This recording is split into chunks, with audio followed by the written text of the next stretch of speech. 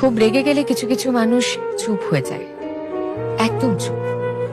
ঝগড়া করে না, চিৎকার করে না, মুখে যা আসে তা বলে দিয়ে পরে সরি, রাগের মাথায় বলে ফেলেছি, কিছু মাইন্ড করো না, এই অবধি যায় না।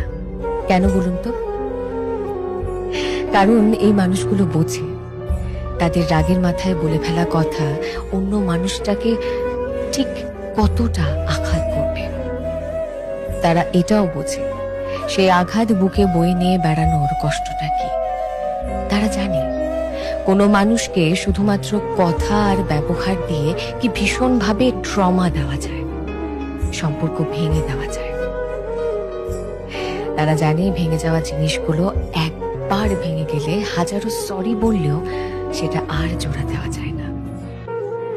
তাই রাগের মাথায় সেন্সিবল থাকা, মানুষটার খারাপ লাগবে সে বিষয়ে ভাবা কিংবা তার প্রতি অনুভূতিশীল হওয়া এতটা সহজ নয়।